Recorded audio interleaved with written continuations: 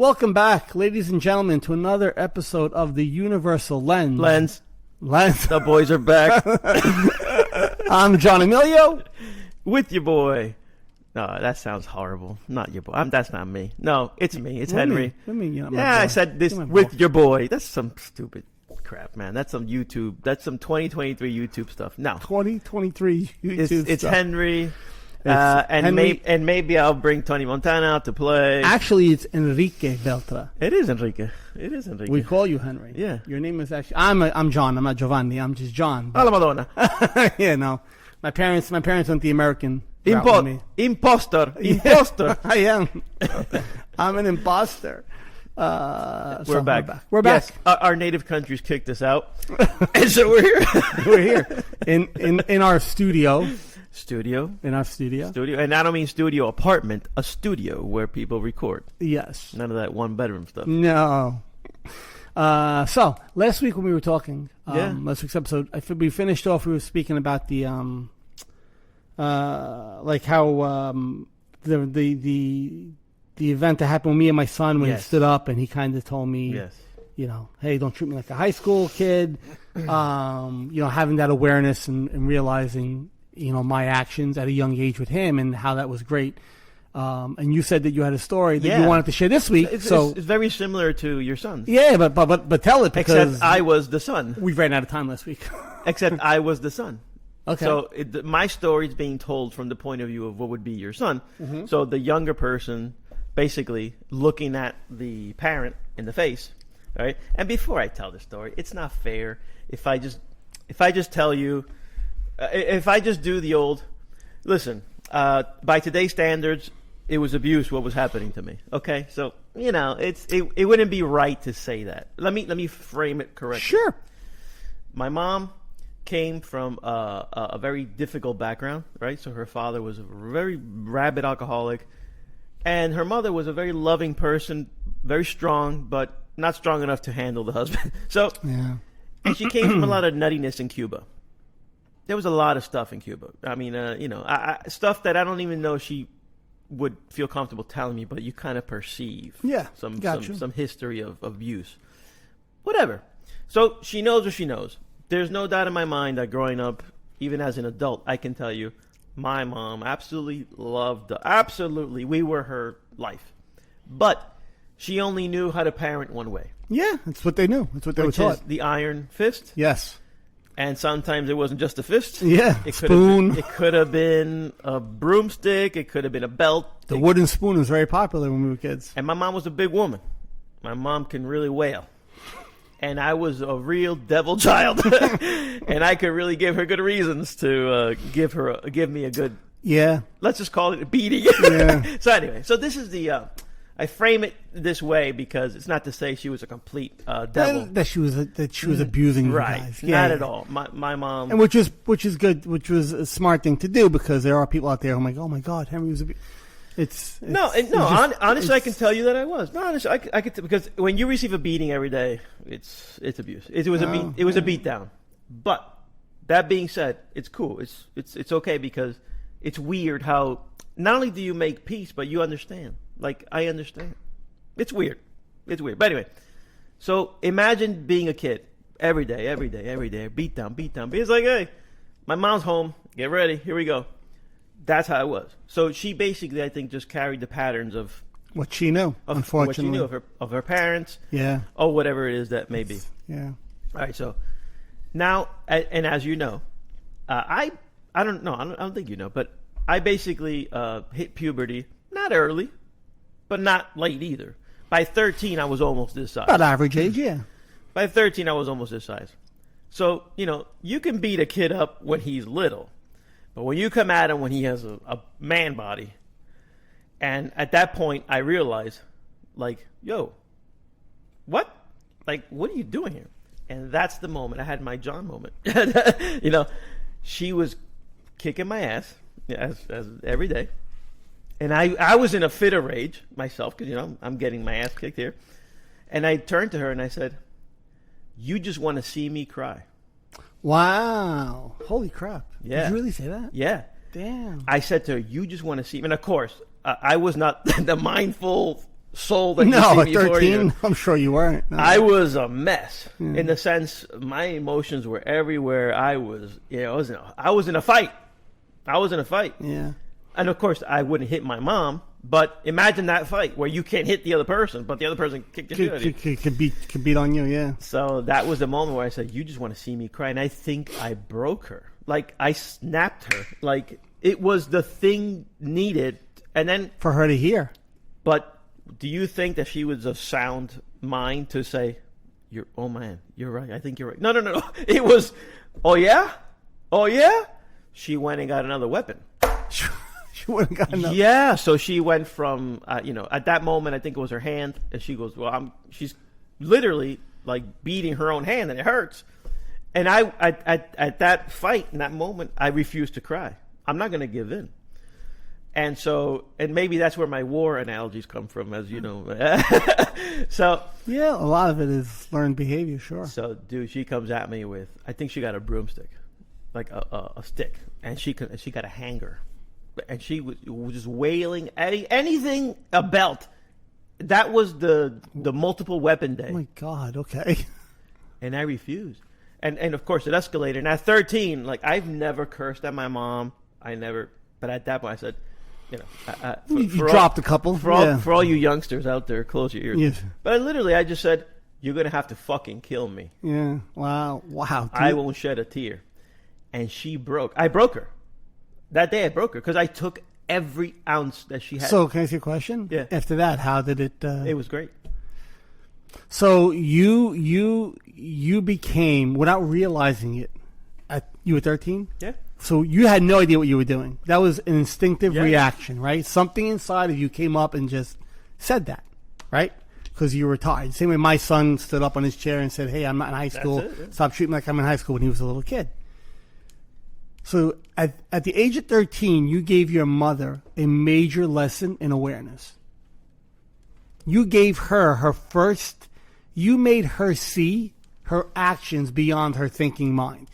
So your mother treated you that way because that's what she knew, not because she wanted to. Yeah, 100%. Not because she didn't love you. Right. And I know that sounds kind of backwards nowadays, especially, but unfortunately 20, 30 years ago, old school, old world parenting was a little bit more intense.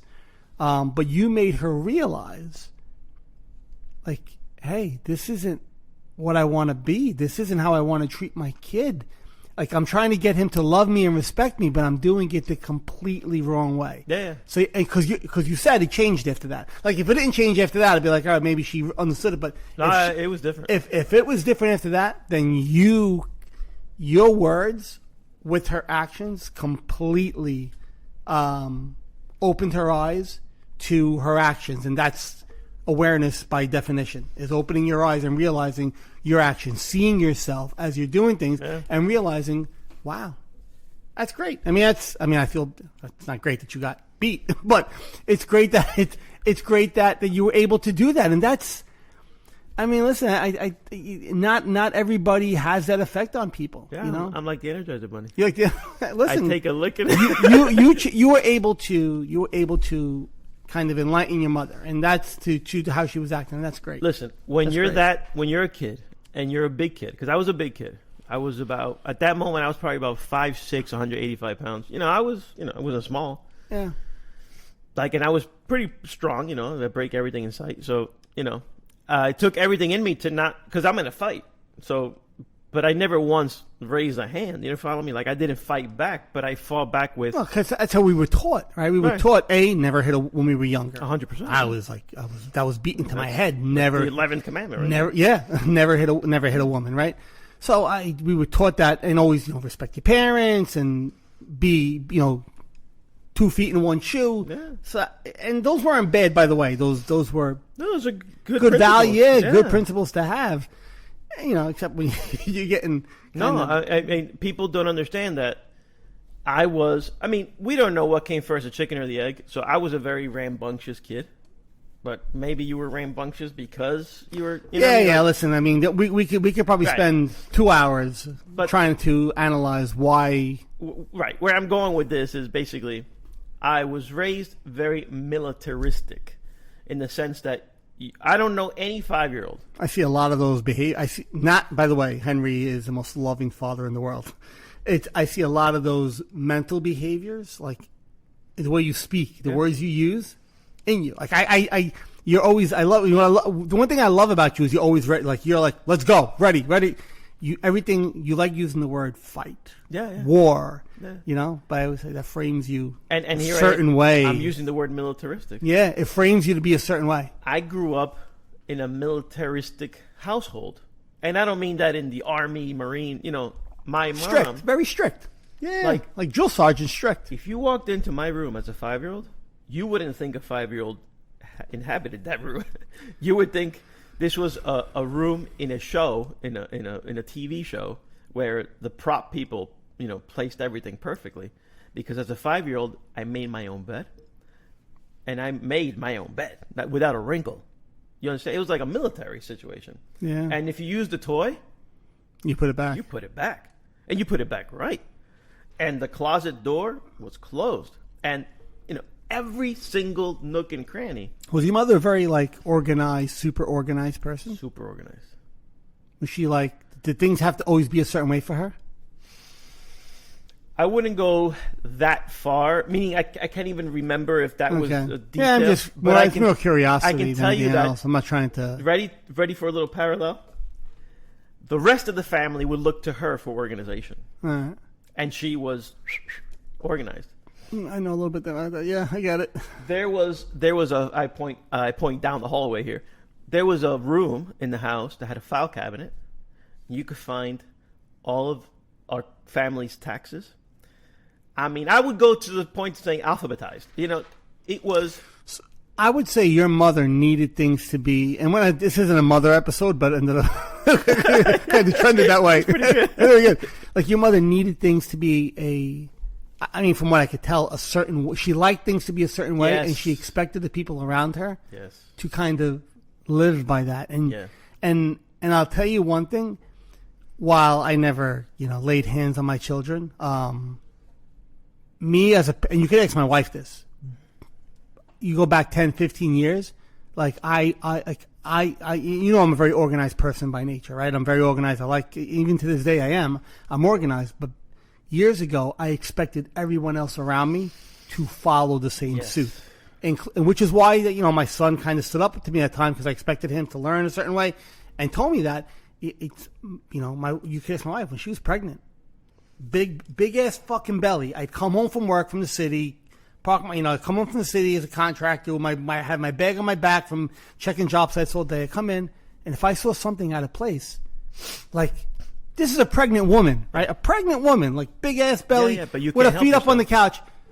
I'm like, could you not put the mail where it belongs? You can't help yourself. She would look at me and not say a word. This is why I'm very thankful and blessed. I had the universe gave me a woman who said, I'm not going to ignite you. I'm just going to ignore the fuck out of you instead. And it's what she used to do. She'd just sit there and be like, well, if I get up, I'm probably going to kill you. And I can't get up because I'm pregnant, so I'm just going to sit there. Like I would complain about those stupid little things. I didn't realize I was doing it. Right? John, same here. So I kind of understand where you're coming from, and unfortunately, back then, like that's what parents knew. Like even me growing up as a kid, I had friends of mine who their parents. I don't want to say beat because like physically abused beat, where the kids would come like with bruises and black and blues. No, but like I grew up with parents, with kids who their parents would lay hands and Oh yeah. This is how we discipline. This is how we discipline. This is how we discipline.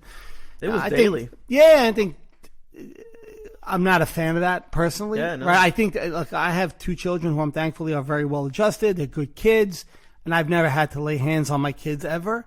But I've asked, I do discipline. I try to find that balance in between both, and being a mindful parent is where you find that balance. Being a mindful parent is where you learn how to discipline a child without physically beating a kid, which back then was like, fear your parent. I always had a pet peeve when somebody would say to me, I want my kids to fear me. 20, 30 years ago, I might have bought into that. Right. The last 10, 15 years of my life, I go, I don't want my kids to fear me. I want my kids to respect me. And I have to earn that respect, not demand that. I always tell my kids, I go, I'm not going to demand you to respect me, but I'm pretty sure I'm going to earn it from you. where I know I'm doing the things that need to be done as a proper parent, to teach you, to guide you, to discipline you, but to make you respect me, not to say you must. Yeah. I must. I don't have to do anything in life. The more I'm not going to demand my kids. I think we were brought up in a world where I am parent, you're a child, you must respect me, you must listen, you must obey. You are my belonging, you are mine. I have this discussion with my wife. I go, our kids aren't mine. They're human beings. They're their own people. Yes, we gave birth to them. You gave birth to them, honey. I said I helped raise them, but they're not our possessions. They're not our belongings. They're human beings. They get to live their lives. Our job is to teach them, guide them, and then kick them out of the nest one day and go live your life. Yeah, like go live your life. That's why I think I'm hoping there's a healthier balance of parenting, but it also swings completely the other way also. Then you have parents who are very lenient and everything goes and they appease their children, and that grows a different human being. So where do you find that balance? It's a very difficult balance. Yeah. And quite frankly, again, I asked you this before the show, when did you discover mindfulness? And you said, well, and you placed yourself at 42. Where I got on this path? Yes, 42. I placed myself at 43. Funny, huh? Which is my current. By the way, our lives have run parallels from the day we met. It's kind of scary. But the damage, quote unquote, I use air quotes, is done in the sense we were done raising our kids. For the most part, we were done raising our kids. So, yeah, but you didn't treat your kids. I mean, I've known your kids since they were 5. Yep. Right? I've known Enrique or Cookie since he was 5. Yep. Right? And Alberto and Giovanni are right behind them. Yeah. So 3.5 and then 1.5. Yeah. So I mean, I've known them since they were kids. I've never known. You were an intense father when we were younger, but you weren't like. No. Okay. Yeah. No. You've always been was nothing like my mom. No. But I've had times I've had to kick my kid's ass, here and there, but never with the intensity that my mom did. I think it was different. That's what they knew. Yeah, and yeah. So do I feel bad? Some I don't feel bad about in the sense it was called for. It was properly done. A little discipline, yeah. It wasn't. I mean, if I got you, I understand. Yeah, you don't have to go. I used to go back to play with my friends with welts, and all my friends would huddle around me and go, "Oh my god!" Like I just escaped Auschwitz, and they're like, "Oh my god!" And I'm like, "Dude, let's go, let's play. Let's forget all that." Anyway, so that was but yeah. And within that, let's say within that mixture or that matisse of, what you learned, what you instinctually gravitate towards, right? Because again, mindfulness is not present the first 18 years of my kids' lives, right? So that was all instinctual. And I think that even though mindfulness wasn't present, I wish it was, right? But I hadn't discovered it. It wasn't bad. We didn't do a bad job. And not at all. I thought we navigated that great because I come to the marriage and the fatherhood with my own experiences. My wife comes with her own. Yeah, everybody. My wife was brought up differently than I was, and so much differently than I was. Imagine. Yeah, she had a more American family. They're a little bit more laid back, but there was always a ton of respect, right? Where the older school mentality was a little bit more strict dictatorship kind of thing, right? It was like do what I say, not as I do kind of thing, where she was brought up a little bit different. So I mean, and I think in my case that kind of balanced me out a little bit, yes. Right? Where I came in with a little bit of a stronger presence, she naturally quieted me down, yes, right? And I kind of maybe gave her a little bit more of a voice too, yes, where she might have been a little bit. You found some happy medium. We found some happy medium with that, but once I discovered mindfulness, I'll tell you, parenting changes because as they get older, it's different issues, there's different things you have to deal with, right? They say little kids, little problems, big kids, big problems, right? Whatever the saying goes, but you learn how to deal with them in a way where you're able to step back, assess a situation, and have an intelligent discussion. Even with my kids when they were a little bit younger, like my son's 18 now, he's going to be 19, but when this started, he was 12, 11 for me. So he was still a young kid where I started getting on this path of mindfulness, and I started kind of really noticing things in them and everybody else around them changed my language, changed the way I approach things. And they kind of started to notice that. They never really got into it, my kids. Right. Like I told you, my wife now, like Julia now, like I see it a lot more in her now, where she kind of, especially after reading the book, she kind of gets it, even though it's a little, the words I use in the book could be a little over your head if you're not into this. But I see a little bit more of a difference now. But even just starting back then, like the whole parenting experience has been much more enjoyable. I can tell you that. It's a more enjoyable experience being a mindful parent than it is being a dictator. I got to agree with you. 100%. Having my kids fear me is not something that I would ever take pride in if I was a parent. 100%. As a matter of fact, so my oldest son still calls me sir. I was like, does he really? Stop I've never heard Cookie call you sir. Yeah, so you never heard it, but like he'll text me and I'm like, but there's nothing wrong with that. Stop it, because I'm not. Well, hold on. Are they saying it? All right, because it could be used in a different way. I mean, is he walking around like, yes, sir, daddy, sir? So the meaning that I give it, he may not give it the meaning that I give it. Yeah, that's what I'm trying to say. Your perception of that word. But the meaning that I give it, I don't like it. Yeah, because it sounds military. Yeah, it's like, no. Yes, sir. Right. Yeah, like I'll tell it to my kid too. I said, like he'll text me something, I go, good job, sir. But they both took karate, and that's a big word that they use in karate as kids, sir. Sir and ma'am, but they use it more as a respect than anything else. So I mean, I think don't take it out of context. Like look at the whole picture and how it's being used. Yeah. But I get what you're saying. Yeah. So I mean, listen, if you, God, how do we osmosis people? Osmosis. Yeah. How do we no, the past tense of us. If you want to turn osmosis into a verb, osmose.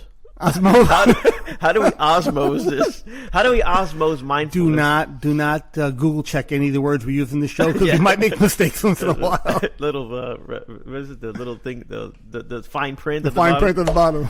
Don't take our vocabulary seriously. So osmose.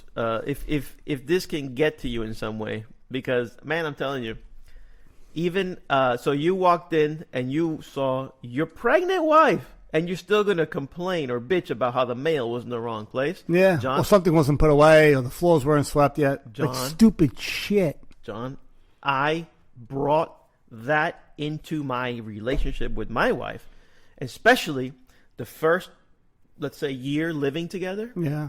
Was for me a mind, I'm not going to say F, I'm going to say bender. Mind bender. John, it was bad because my house was very militaristic. Everything had its place. There isn't one thing out of place. You could eat off the floor. It was like a hospital, literally. So I go to my house now and I have it.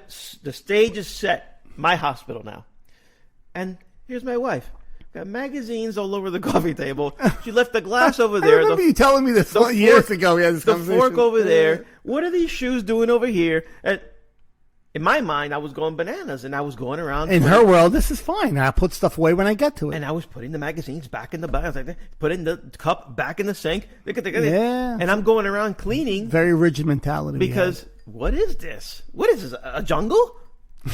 The truth is, it's a home. Exactly. I agree. And you can't even enjoy your own home. It's something that, unless you snap out of your trance, you won't be able to enjoy your own things, your own. Well, I think that's where you get a little bit of not perfectionism, but that's where people. This is where people mistakenly use the term OCD when they go, "You're very OCD." Like, if you know anything about obsessive compulsive disorder, has nothing to do with cleanliness, really. Like that could be a side effect of it, but it's not what it is. But people kind of label it. They've attached those, like you'll go, you're a little OCD. You're not a little OCD. You either experience obsessive compulsive disorder, or you don't. You could be perfectionistic. You could be a clean freak, like words like that, where you like things organized and it bothers you if they're not. But yeah, like what you were just saying, like you make it a home and I didn't enjoy things early on because I needed, and that's the key word, right? I needed, air quotes, needed things to be a certain way. and I say it in my book, there were benefits to that. Because even with my company, there were benefits to that. But the weight it left behind me was not worth it at the end of the day. And the way I would, like, I'd have people over. I swear, you could ask Julie about this. I would take the vacuum out and start vacuuming under the feet, under the table, while people were having coffee. Yeah, I mean, I get it. Because the dirt on the floor, like, was making me like, I got to clean it. And hold on a second. So to this day, I could see dirt on the floor and want to clean it. But now I have an awareness that goes, when the party's over, when everybody's gone, we clean up, we put everything away, we go to bed. Or I've even given myself exposures where this was early on, where a couple of times it was late, we had a party, and Julie, let's just go to bed. Yep. Leave everything a fucking mess. Tomorrow Morning we'll clean it. Did I like that? No, because I like things, and I was a slob as a kid. That was the funny part. But I liked it. I like things clean. I like things put away. I like things organized. And to this day, people go, oh, now that you're mindful and this and that.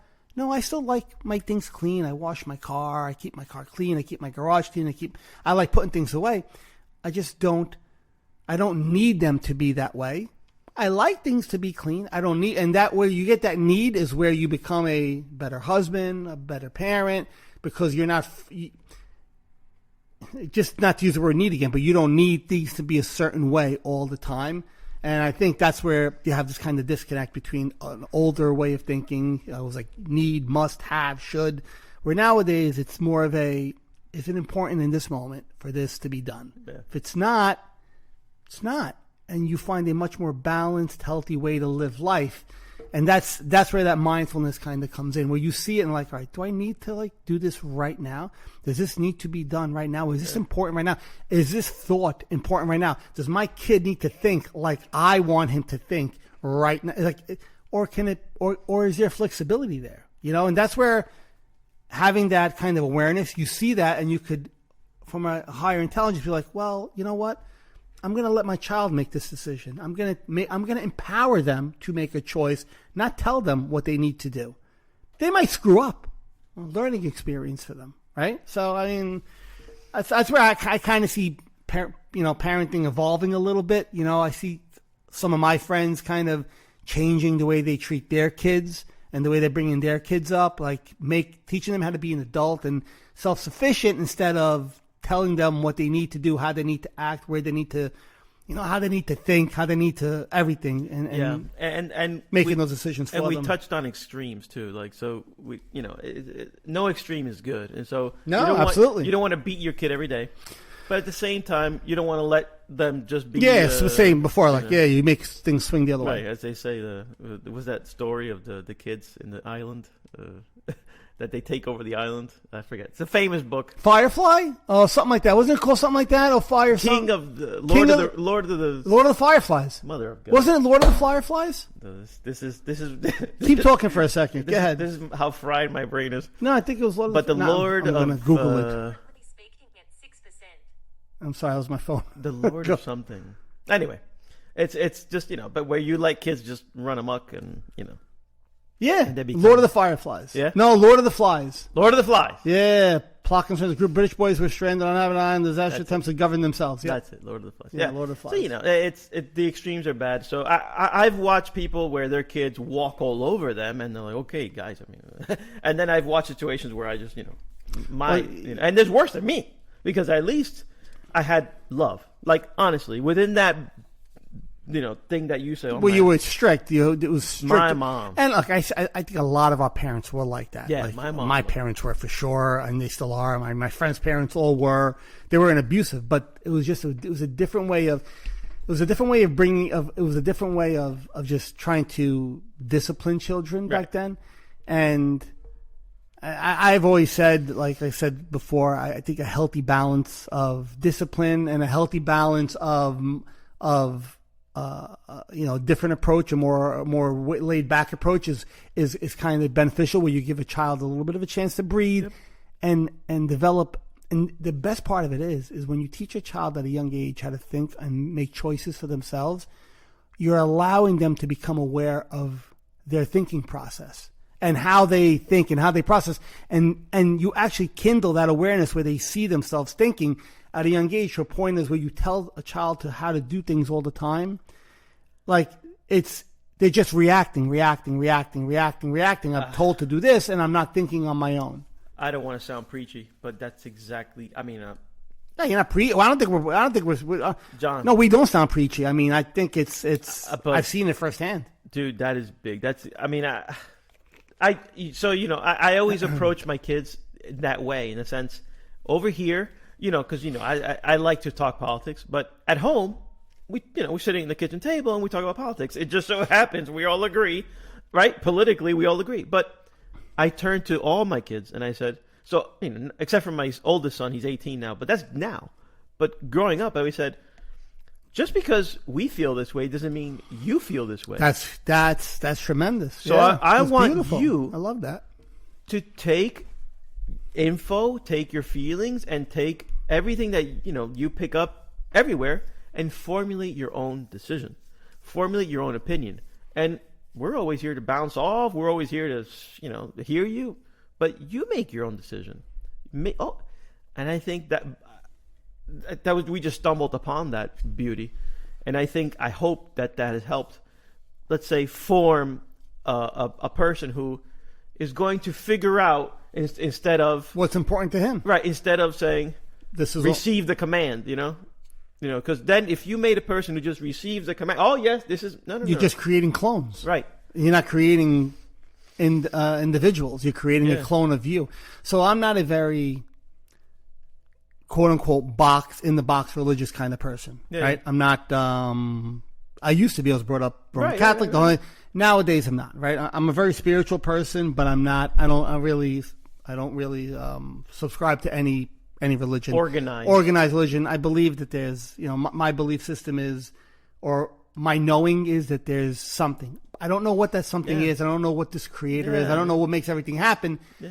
But I believe there is something that makes everything happen, and I call it the universe. And there's no offense to anybody. No, there's no offense to anybody. So my wife is religious still. She goes to church every Sunday, whole 9 yards. That's great, right? My mother is. My mother-in-law is. It's beautiful. That's great.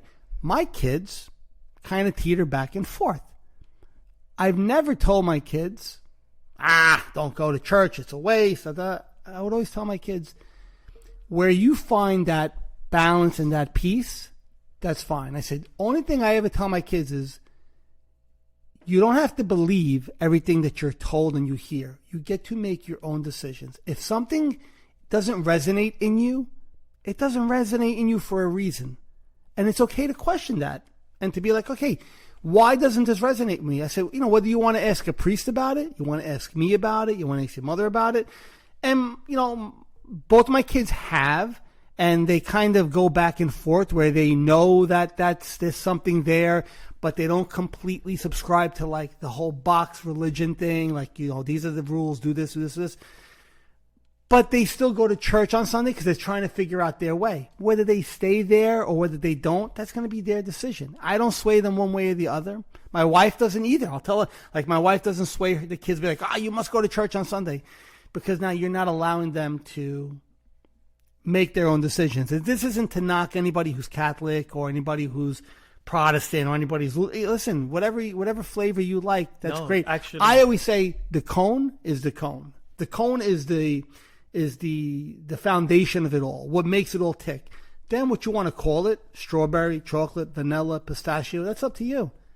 I just say, I know there's a cone. The flavor on top doesn't make a difference. In my opinion. And I don't need to know. No, and in my opinion, your view that you just expressed runs perfectly parallel and intertwined with any... I don't know enough about all religions, but I would say any religion in a sense. Yeah, there's something. It runs parallel and intertwines perfectly. Mm-hmm. Because at the end of the day, if you're in a church and that makes you feel at peace and you feel some sort of power and peace and you're like, okay, things are going to be okay. You feel something, and that feeling is that attachment to that greater power. Is a mindful person would say, good for you. Yeah, that's fantastic. Great. That's fantastic. Right? So but we've been framed to sort of be combative in the sense of, are you denying that there's a God? No, stop. I told you I had a conversation with. Did I tell you? Yeah. I went to lunch with Lou and Tiffany, Yep. with friends of ours, and my friend's wife is a very. I think we mentioned on the show is a very religious person. We had a great conversation. Absolutely. We had a great conversation where we found parallels between what I was saying and what she was saying. And yes, there are things that this person believes, and there's things that I guess, believe. Right. Or I kind of say, I don't need to know. Like for me, it's I don't need to know what there is. Right. I just know there's something, and it's not my place to know it. I don't need to appease that part of my mind, but that's me. I'm able to feel that universal peace or that whatever, that knowing power that's there without being in a church. Some people, but when they're in that place, they feel it, and that's phenomenal. Like, yeah. I'm like, that's the cake right there. When you could feel that and understand that it's there, that's great. Anyway, so I know we got off topic, but like even with my kids, I've always allowed them to make that decision on their own. Yep. And I think that'll carry forward. I think that'll carry forward with them for the rest of their lives and in any situation.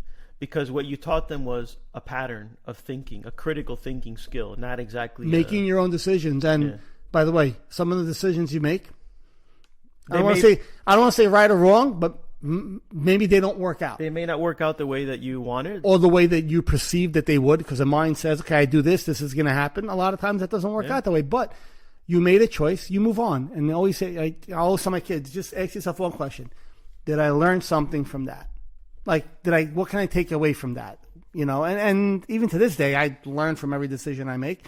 But it's empowering a kid to make those decisions, like teaching a kid how to be a mindful person, teaching a kid how to think for themselves, not to think like their parents. Like, how many parents are, unfortunately biased in their language, the way they talk about a certain race or a certain ethnicity, and it happens. And they might not even be quote unquote like racist people. Like they don't come off that way. Like they're actually kind of, but their language is like that. Well, all you're doing is imparting that onto your child, and now your child's brought up acting and thinking like that again, and it has this built-in bias. Did you give your kid a chance?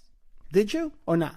I'm of the school of thought of I give my kid a chance to go. You become the human being that you want to be. You want to use me as an example. That's great, but I'm not going to tell you that you must be this. You must be that. So you want to be a physical therapist? Great. You want to be a sanitation worker? Great. Where do you find joy and peace in life? Dad, I want to join a monastery. Okay, great. Yeah, look, I would love both my kids to be successful. Of course, everybody wants the best for their children, but whatever my kid wants to do, that's where I'm going to be at peace knowing that they go like this to me. This is where I want to be. Then I'm okay. If this is where you want to be, I'm okay. Dad, I don't want to play baseball anymore. What? I want to run track. John, you want to run track? I want to run track, Dad. Okay. I'm totally with you, bud. I became the biggest track fan. I want to run track with you. Yeah, I forgot baseball. I forgot all about baseball. Dad was run track. Good. My daughter finishes karate. Dad, I want to stop here. I don't want to do anything right now. Okay. Yeah. All right.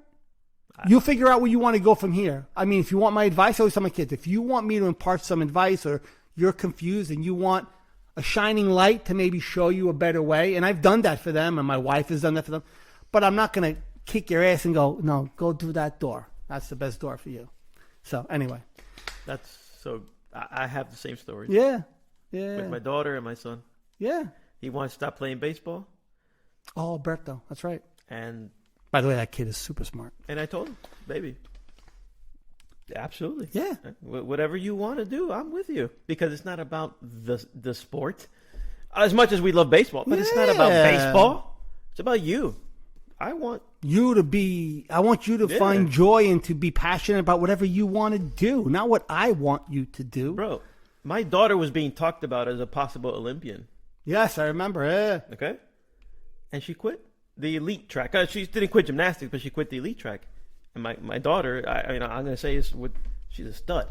Like this. Yeah, no, she is. She's very, very good. But she quit that track because of all the pressure, all the... Very athletic kids. I don't know where they got it from, but I'm kidding. I just look like a scarecrow with a pot belly. And what do you think I told her? Like, because my wife was not with it. And her coaches were not with it. Oh, the coaches I can understand, absolutely, right? Nobody was with it, but I was. And you know what? Good. Because it's about the kid. Kid. It's not about what, you know what? Maybe she did throw away. Now, who the hell knows? But I want my daughter. Exactly. I don't want an Olympian. What opportunity does she throw away? If it's only an opportunity if she wants the opportunity. If your kid or my kid, anybody's kid doesn't want that opportunity, what opportunity is it then? It's an opportunity that you perceive in your mind as an opportunity. But if the kid, I don't want to do that. That's it. But I could be, you could be great at that. I could be the best surgeon in the world. I don't want to be a surgeon. Yeah. But you have hands of gold. I don't want to be a surgeon. What do you want to do? My father told me, and then we'll cut it short because we're actually trying to keep these under 10 minutes. No, we're at 40 minutes. We're trying to keep them around 45. My father told me a story once. That there was this, I forget if he was an Indian fellow. This is my father owned the paint store in Brooklyn. He met a guy who used to sell rugs, like Persian rugs. Loved selling Persian rugs, right? And my father got into a conversation one day, and the guy told him, he goes, I didn't always do this. My father's like, well, what'd you do? He goes, I was studying to be a surgeon. That's why I mentioned that. He goes, I forgot what the country he was from. It might have been India. I'm Pakistan. not sure. No, is either India or England? I'm not sure. Oh, same thing. Well, yeah, because actually there's a lot of it goes back and forth. But he said, he goes, my father, this is what I had to do. I had to do this. He said, so I told my father that there was some class or something that I wanted to take in the States or some course for a couple of months, and I wanted to go. My father's like, oh yeah, go ahead, go do it. He goes, Carmelo. My father's name was Carmelo. He told my father, he goes, Carmelo. He goes, I came here. He goes, I never went home again. He goes, you know what I did? I started doing what I loved. This man had a passion for rugs. I don't know what it was. He goes, I started buying rugs, started selling rugs. I opened up a business, became pretty successful doing it. He goes, and I love what I do. That's great. Left his parents, left his family behind. Because they were, and that's an extreme example, but that was like where this person wanted to do something else, but wasn't given a voice to do it. And instead we're told, you must do this. And the person said, this person had the wherewithal to get up and go, where how many people don't? Kids are in careers or they're playing sports that their parents want them to play, and they're miserable doing it. And these kids are just stressed and they hate it. And it's. So. And nobody puts themselves in the shoes of the child. You got to put yourself in the shoes of the child for a moment. Yeah, I always remember. Yeah, you try to think, if this was me, how would I want to be treated? Yep. You got to. Because at the end of the day, if you're a true, you don't even have to be mindful, because I wasn't mindful at that moment. But if you're a true, if your heart is in the right place, and you see your child crying, I don't want to do it anymore. Stop. We're done. Have a conversation with them. Yeah, we're done. I want my daughter. I don't care about any Olympic. I want my. As a matter of fact, the beatdown that you put on your body, I don't even want that for you.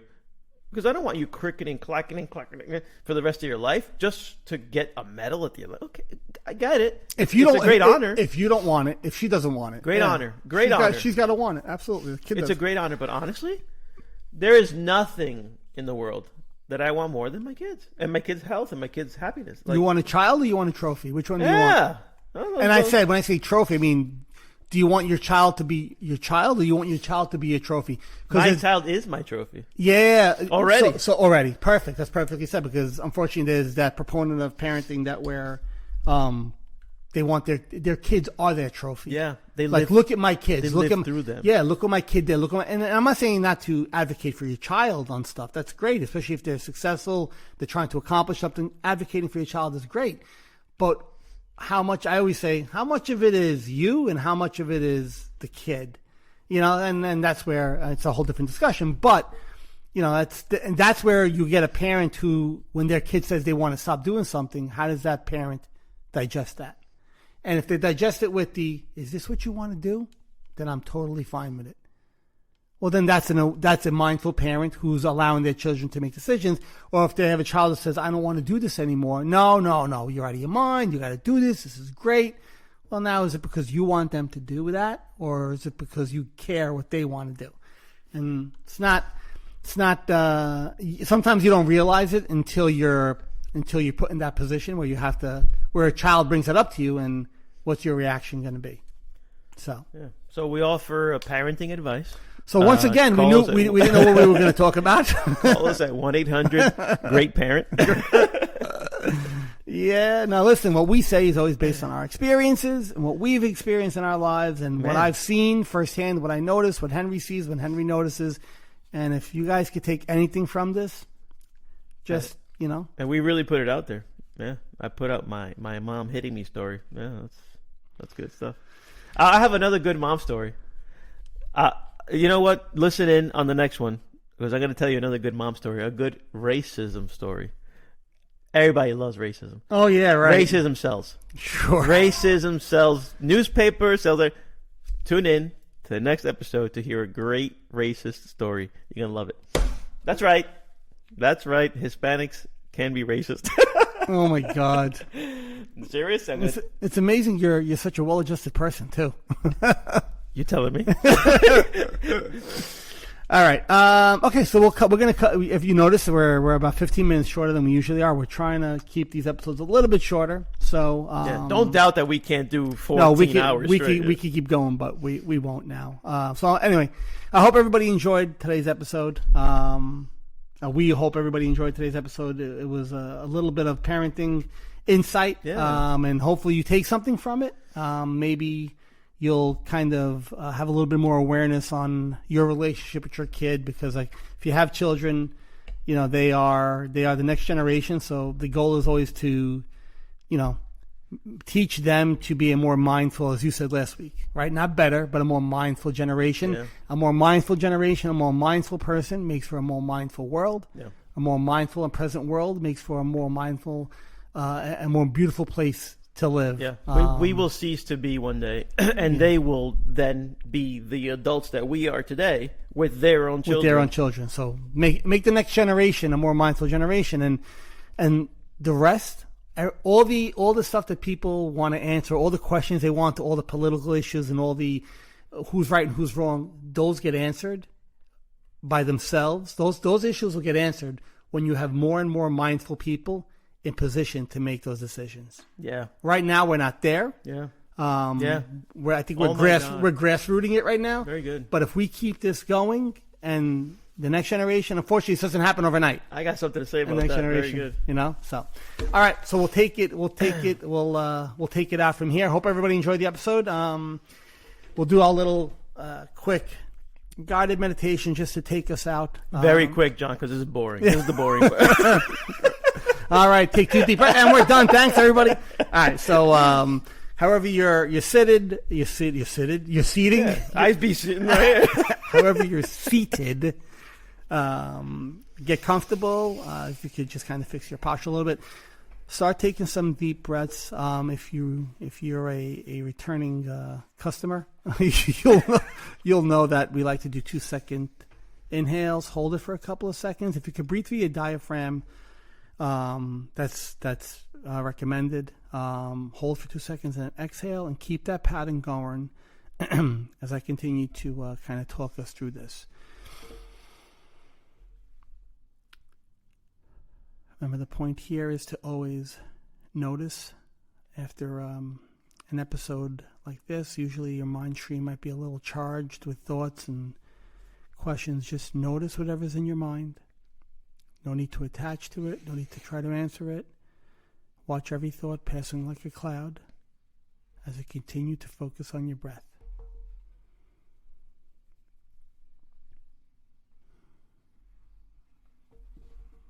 You could always find those stressful points in your body, whether it's in your forehead.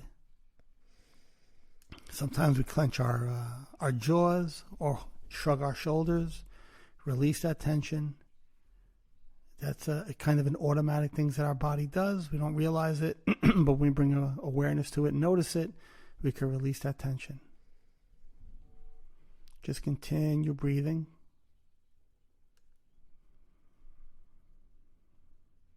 You can always focus on your senses, any smells, if you want, sounds, things you might be hearing in the distance, not labeling them. Whatever if there's a scent that you smell or a sound that you hear, don't label, notice whatever it is, whether it's your body, tension, pain, a sound or a smell or a feel. Don't label what it is. Just notice it. And you'll start to see yourself watching it, hearing it, but not attaching to it.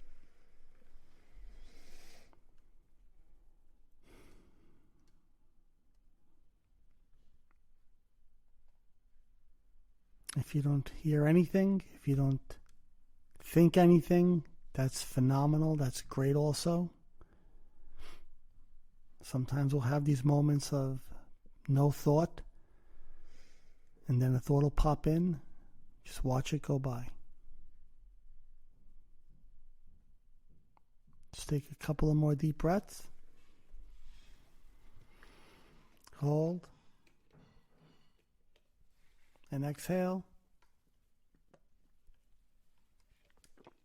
Last one. And exhale.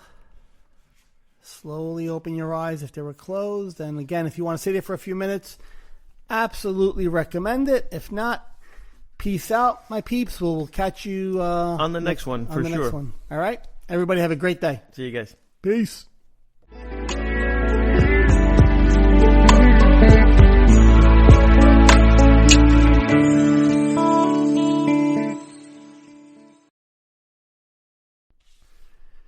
The insights and discussions that we speak about on our show are our own opinions and based on our life experiences.